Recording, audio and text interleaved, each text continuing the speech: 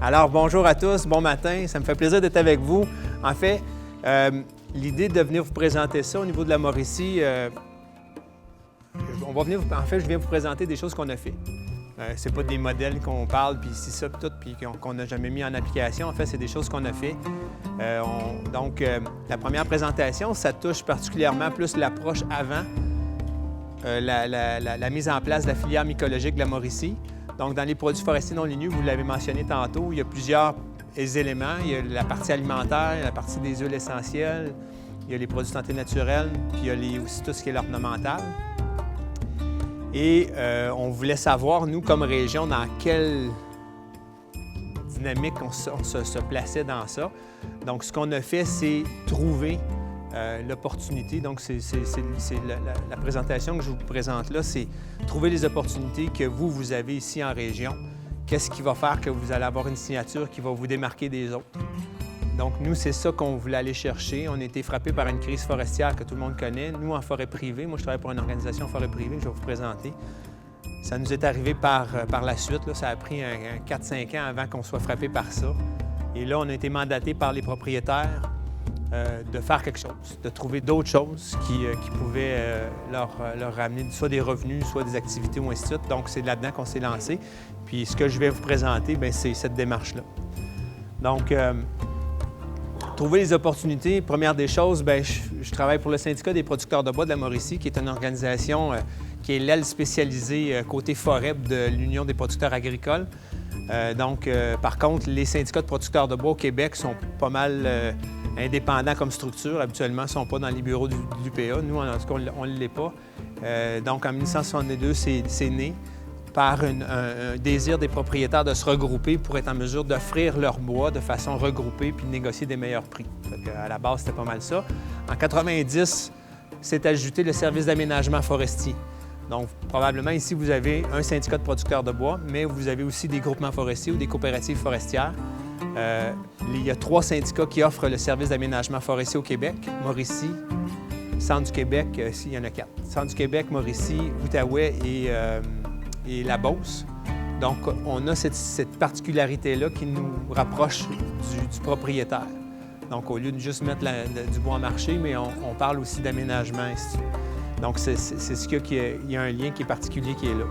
Donc, vous avez une autre situation ici, c'est de découvrir qui peuvent être les promoteurs ou qui peuvent servir de bougie d'allumage là, dans ce qui est à développer.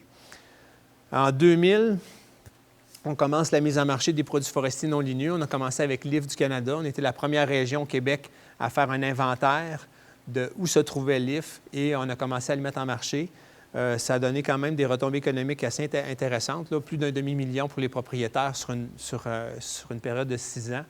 Et puis après ça, les marchés sont tombés, des problématiques qui ont été vécues. Et là, il y a de la cueillette illégale qui se fait, mais il y a des organisations qui sont impliquées là-dedans là, pour régler les problématiques. Mais c'était notre premier essai. Puis ça a été concluant, c'était intéressant, c'était de la branche, fait que ça se rapprochait de mettre du bois en marché, on ramasse la branche à la place, c'était pas trop loin de la bille de bois, fait qu'on se sentait à l'aise avec ça. Donc ça nous a permis de se faire la main là-dessus. 2007, il y a un projet pilote en Mauricie qui concerne la rivière des Envies. Ça fait drôle un peu de parler de rivière puis d'envie, hein? Mais en fait, c'est ça, c'est un projet pilote qui a été mené au Québec, il y en avait 7. Et c'est l'UPA qui l'a mis de l'avant. Et ce que ça a fait, c'est que ça a créé une dynamique pour savoir qui pouvait offrir des services à la fois pour stabiliser les berges, pour faire du redressement de berges, du génie végétal, puis aussi comment on pouvait venir stabiliser le haut de talus aussi. Donc, nous, on était intervenus comme organisation pour... On avait des reboiseurs qui étaient hyper efficaces, tout ça. Donc, on s'est dit, bien, on va s'associer à ces initiatives-là. Puis là, à ce moment-là, bien, on venait travailler en mi-talus, haut de talus. Donc, c'était notre entrée de jeu dans l'agroforesterie. Puis depuis ce temps-là, bien, on s'est démarqué parce qu'on a décidé de rester dans ça. On s'est acheté une machine pour dérouler puis rotoculter, ainsi de suite. Fait qu'on a développé ce service-là depuis 2007. OK? Donc, et puis, en 2012, quand on parle d'agroforesterie, on va vous le présenter tantôt, mais l'agroforesterie, il il y a 3 éléments dans ça. Il y a le service à l'environnement. Donc, lorsqu'on parle d'érosion éolienne, d'érosion de berge, tout ça, quand on fait des travaux, c'est au service de l'environnement parce qu'on vient jouer au niveau de la qualité de l'eau, qualité de l'habitat du poisson aussi. Ensuite de ça, vous avez l'agro-sylviculture où comment on peut mélanger à la fois les arbres, production d'arbres et la production agricole. Puis après ça, vous avez les produits forestiers non ligneux. Donc, nous, on s'est campé dans le service à l'environnement, puis aussi dans les produits forestiers non ligneux. Et dans ça, là, on a identifié qu'est-ce qu'on pouvait faire. Et en 2012, on a créé la filière mycologique de la Mauricie. Ça vous va? Donc, c'est ça les 3 axes de l'agroforesterie. Donc, service à l'environnement, l'agro-sylviculture, puis les produits forestiers non ligneux. Dans tout ça, ce qui est extrêmement important, c'est savoir pourquoi vous le faites. Il peut y avoir des opportunités qui sont là, mais en même temps, il faut que vous soyez... la vision est extrêmement importante. C'est ça qui va porter l'initiative que vous avez partie. Si vous n'avez pas cette vision-là qui est identifiée, tout ça, au bout de 2-3 ans, ça s'essouffle. Donc, quand on a un objectif en tête puis qu'on a la vision pour y arriver, à ce moment-là, c'est ça qui nous permet de continuer, persévérer à travers les années. Donc, on a fait ce qui est important, la lecture des besoins du milieu, identification des opportunités de développement. Ça, on a réalisé des études pour se donner de l'information. On n'avait pas cette information-là, on était une jeune organisation dans ça. On n'avait pas de connaissances, puis on ne voulait pas jouer non plus le petit Joe connaissant qui arrive, puis moi, on sait comment ça fonctionne tout ça. Ça n'a pas été ça l'approche. C'était se dire comment on peut développer ça en partenariat avec les organisations du territoire, puis quel rôle nous autres, on peut jouer dans ça. Donc, on venait compléter ce qui était sur le territoire. Donc, ça nous a permis de faire beaucoup d'études de nature régionale. Donc, cet aspect-là, étant donné qu'on est une organisation de propriétaires forestiers, qu'on a un rayonnement qui est intéressant, bien, on l'a utilisé, ça, à bon escient, pour faire en sorte qu'on est allé chercher des études. On a réalisé des études. À la fois, on a acquis de la connaissance sur le territoire, mais en même temps, ça nous a permis de rejoindre d'autres organisations avec qui on ne faisait pas affaire avant. J'avais suivi une formation au tout début de ma carrière. C'était en Ontario. Puis c'était une dame qui est arrivée et elle disait « Faites affaire avec des gens que vous n'êtes pas habitués de faire affaire. » Puis le milieu forestier, elle donnait comme exemple « Associez-vous, mettons, si vous êtes avec des propriétés privées, associez-vous avec des agents immobiliers pour la vente de terre. Il y a une possibilité de faire une liaison d'affaires avec eux. » Comme organisation au niveau forestier, tu fais juste penser mise en marché, mise en marché, mise en marché. Mais tu ne penses pas que le propriétaire aussi aimerait ça avoir un service où il pourrait vendre ses terres ou ainsi de suite. Donc, fait que ce lien-là, elle donnait ça comme exemple. J'ai tout le temps eu ça en tête et c'est exactement ça qui fait aujourd'hui qu'on est différent de bien d'autres organisations puis qu'on est diversifié dans ce qu'on est puis on est en avance par rapport à d'autres initiatives. Pourquoi? Parce qu'on a décidé de sortir des chemins battus puis de faire affaire et de collaborer avec des gens avec qui on n'était pas habitué de collaborer avant. Donc, c'est ça que ça a permis quand on fait quand on... Un peu la même dynamique. Moi, je reçois des stagiaires à chaque année, puis je les fais participer dans des rencontres. Puis je leur dis toujours, pendant le stage, peu importe où tu vas, il y a une opportunité qui se cache. Des fois, tu vas l'avoir dans le visage, des fois, ça va être dans une carte d'affaires, des fois, elle va te servir 2-3 ans plus tard, mais il y a une opportunité qui est là. Il faut que tu la trouves. Il faut que tu la cherches, puis il faut que tu la trouves. Tu ne vas pas juste dans une rencontre pour juste y aller puis écouter. Si tu es dans un mode où tu veux développer, mais à ce moment-là, il y a une opportunité qui est là. Donc, c'est exactement ça qu'on a fait. On s'est ouvert les oreilles, puis on a regardé ce qui était alentour de nous autres, puis comment on pouvait collaborer avec les gens. OK? Donc, c'est vers quoi on s'est en allé. Donc, dans les études régionales qu'on a faites, ça, c'en est une. Identification des superficies à potentiel forestier de biodiversité. On est dans une région où, du côté de l'ouest du Saint-Maurice, on a des grandes cultures. C'est comme Saint-Hyacinthe en plus petit, mais c'est vraiment la grande culture. Maïs, soya, c'est à grandeur. Puis de l'autre côté, on a une dynamique géologique qui est différente, qui fait en sorte que ces grandes cultures-là ne peuvent pas se développer tant que ça, à cause d'énormes tourbières ou différentes problématiques qui sont du terrain. Donc, de ce côté-là, du côté droit, on a plus une concentration agricole dans un spot, puis le reste, c'est tout du forestier alentour. Donc, ça nous a permis à ce moment-là d'avoir des approches différentes qui sont adaptées dans ce milieu-là. Puis dans l'autre côté où c'est orange, bien là, on est vraiment dans la plaine agricole, tout ça, où il y a même des municipalités qui sont en déficit forestier. Donc, ça veut dire qu'ils sont en bas de 30 de superficie boisée. Donc là aussi, il y a d'autres dynamiques qui ont été développées. Donc ça a été une collaboration avec le ministère de l'Agriculture, le MAPAC régional, l'UPA et nous autres. Donc c'est un premier partenariat qui s'est développé. C'était plutôt rare de voir le MAPAC s'impliquer dans une étude terrain avec des organisations de la région. Donc ça nous a permis de faire un peu l'état des choses là. Ça nous a amené par la suite à proposer dans certains cas des dispositifs où on commençait à intégrer des éléments d'agro-sylviculture, c'est-à-dire on a mis des systèmes agro-sylvo-noyers ou bois précieux. Ça veut dire qu'en fait, on a essayé de trouver des façons de rentabiliser des petites parcelles agricoles dont les agriculteurs ne voulaient pas parce qu'à cause des grandes productions. Donc, on a implanté dans ça, l'idée, c'est de dire, on implante du noyer noir, du peuplier hybride, des arbres pour la production ornementale. Puis, ensuite de ça, on a aussi, pendant l'installation, la largeur qui est encore en foin, elle peut être récoltée. Donc, récolte de foin, la production ultime, c'est le noyer noir pour le bois, pour les noix. Puis, le peuplier, lui, est là à titre d'outil pour éduquer nos arbres. Lui, il va faire soit du bois, du volume de bois, là, de la biomasse, ou sinon, si on le maintient puis on l'entretient, on pourra peut-être aller chercher un déroulage dedans.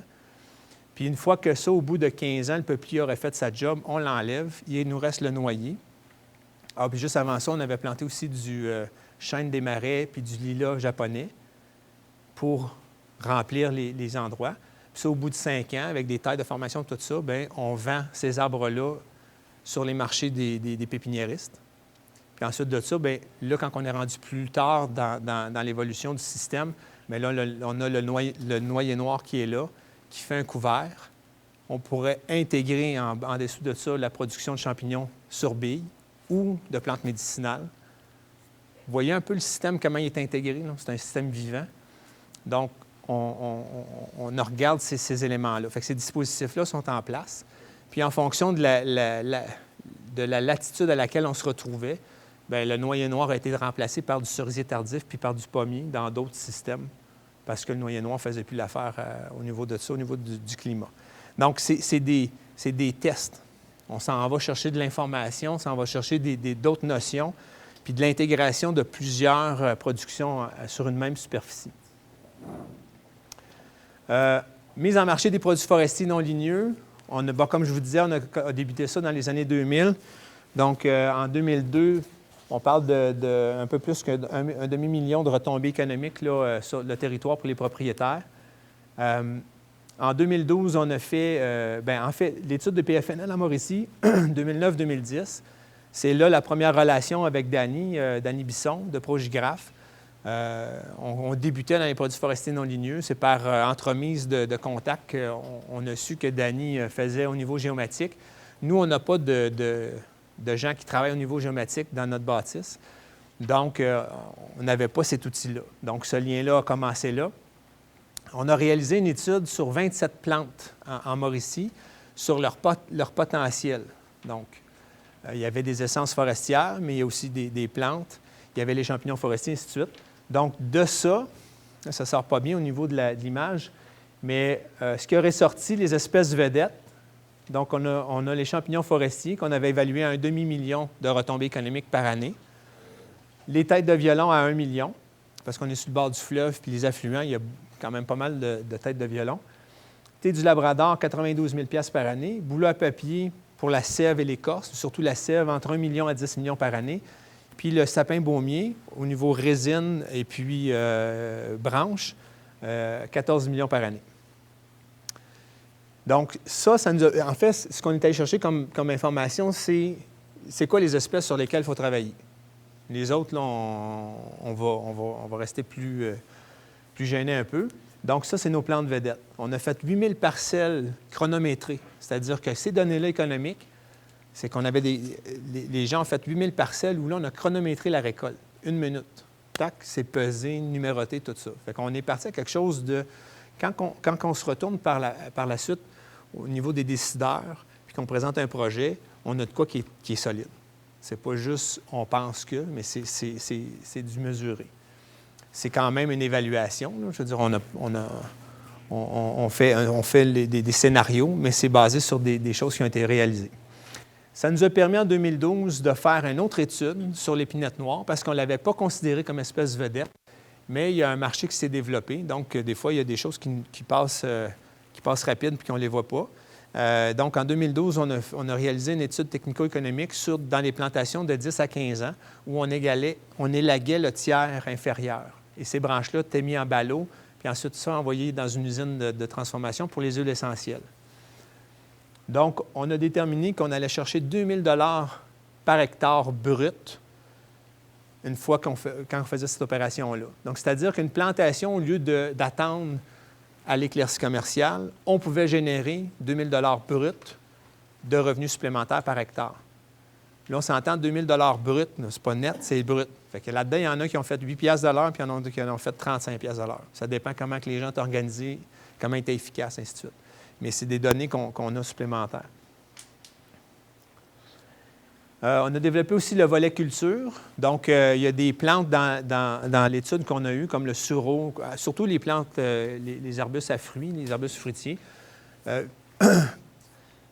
Il est impossible de penser que quelqu'un peut aller chercher une rentabilité à cueillir du sureau, des fruits de sureau un peu partout en forêt, dans des éclaircies, ainsi de suite. Donc, on le voit, le sureau, il est là, tout ça, mais c'est pas soutenable. Donc, nous, dans cette étude-là, on a indiqué que les arbres fruitiers qui étaient là en forêt, ils seraient rentables à les produire en régie de culture en champ. OK? Donc là, on amène une autre spécialité, celle des agronomes, puis il y a des implantations qui ont été faites aussi. Donc, cet élément-là, on l'a développé. Sapin de Noël sur du papier de plastique. Habituellement, on ne voit pas du sapin de Noël produit sur du papier de plastique. Dans notre cas, c'est un flop total. C'est 100 % de mortalité. Il a grillé, on ne sait pas pourquoi. Mais c'était pourri. Mais on est content de le savoir.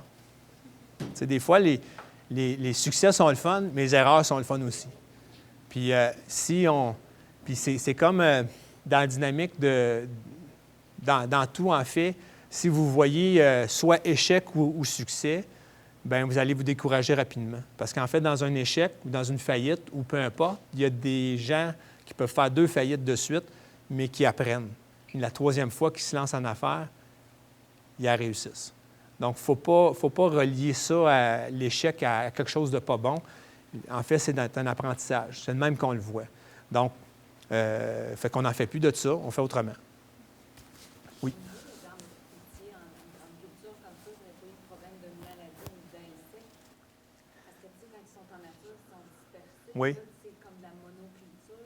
À un moment donné, il n'y a pas eu des problèmes d'infestation d'insectes? On n'a pas de culture qui est en superficie qui permettent d'arriver à ces problématiques-là. La problématique, c'est surtout les oiseaux. Une fois que les fruits sont là, bien là, ça prend des protections. Mais il y a pas on n'a pas de maladie rattachée à telle production parce qu'on n'est pas massivement implanté encore, là.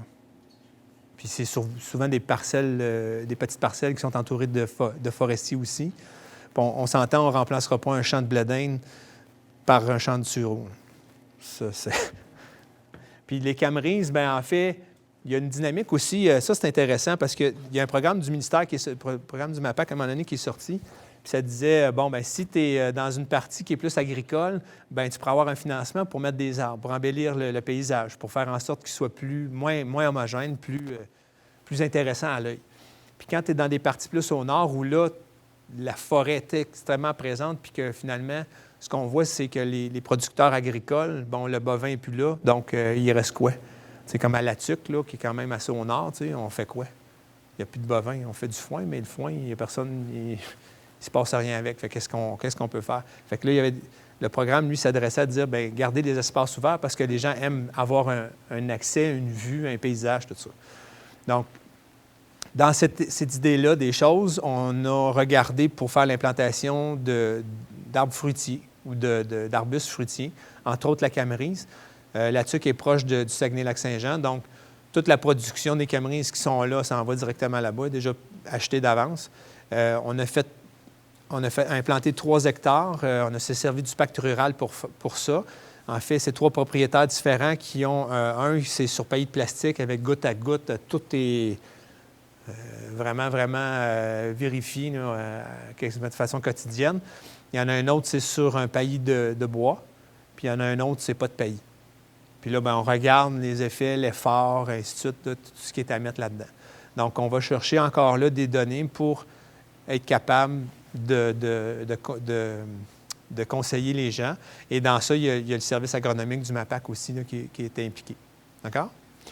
Donc, c'est ça, cette complémentarité-là, parce que quand on parle d'agroforesterie, on n'est pas dans le forestier, on n'est pas dans l'agricole, on tombe vraiment dans la craque de la chaise. Puis là, au niveau des ministères, bien, c'est facile de se dire, bien, c'est pas moi, puis là, c'est l'autre, puis c'est ça, tout.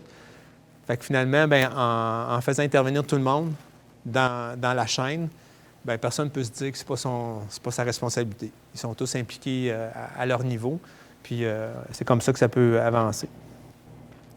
On a développé aussi la sériculture. On a des propriétaires qui sont là. La sériculture est assez intéressante en Mauricie. On a fait des études encore là pour les MRC dans différents, là, les pactes ruraux, peu importe, là, le programme qui était là, pour aller chercher l'état de santé des érablières, pour aller évaluer le potentiel pour les MRC, tout ça.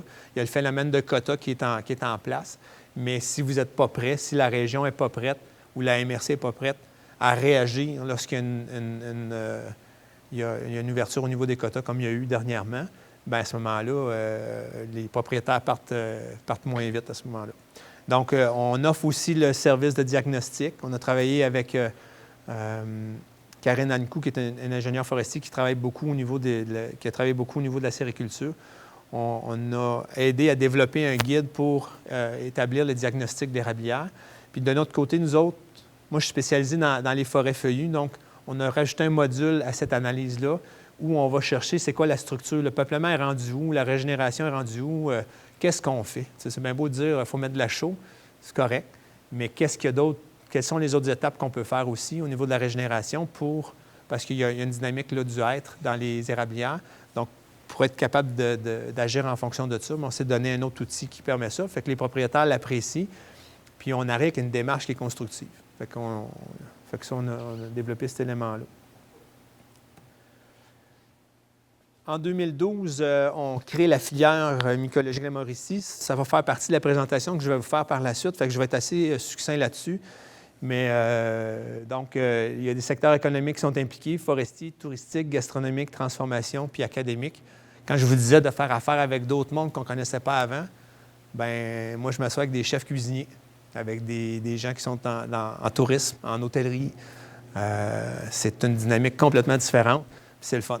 C'est le fun parce que c'est une autre façon de faire vivre notre forêt. Puis ensuite de ça, il y a 2 syndicats. Nous, on est 2 syndicats dans la même boîte. Il y a une fusion au niveau administratif là, il y a quelques années. Donc, le syndicat des producteurs de bois du Centre du Québec fait également partie.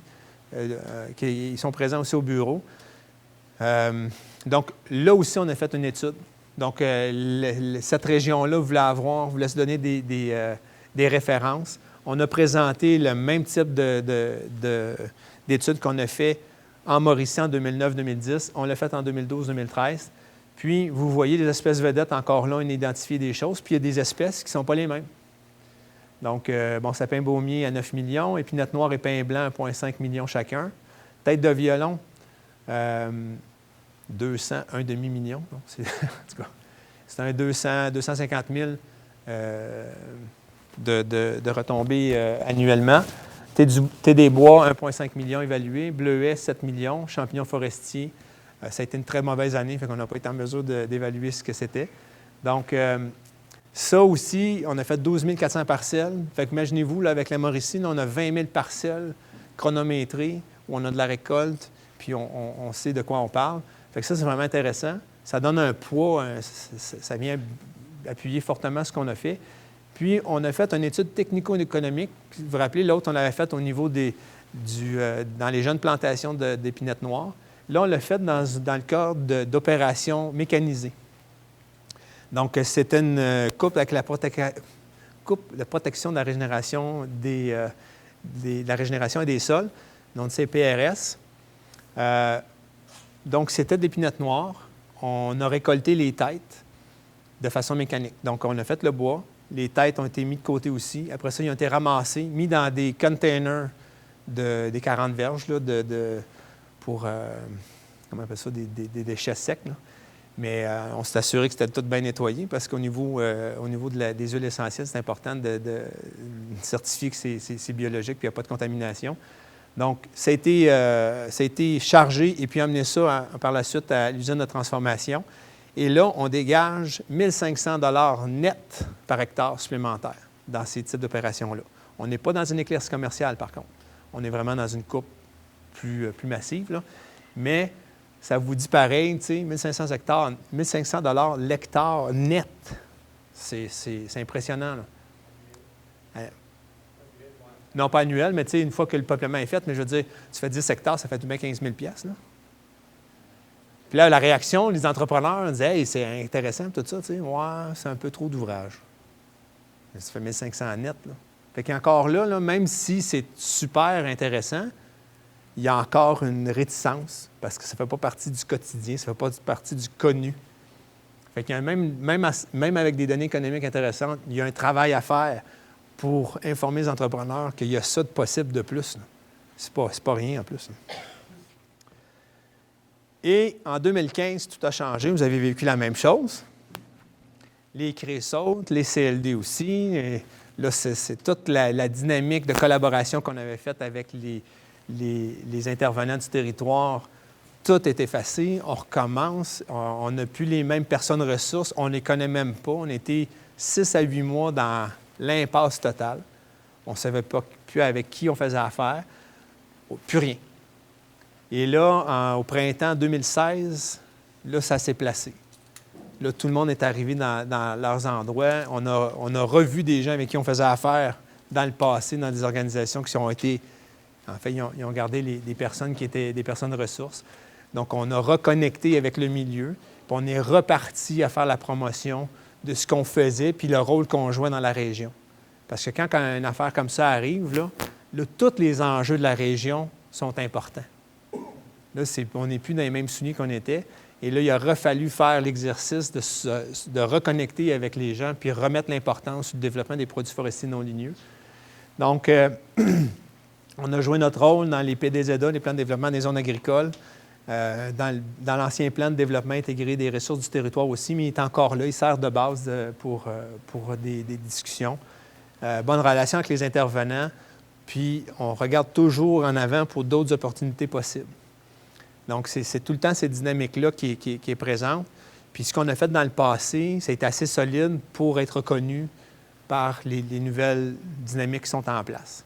Donc, il faut s'assurer qu'on continue à faire l'ouvrage, puis même si on arrive dans des temps où c'est plus difficile, mais la persévérance que les gens vont se donner, mais il faut faire en sorte que ça va tenir en place, puis ça va continuer. C'est bon? Donc ça, je pense, c'est la première... Ouais, c'est ça. C'est fini.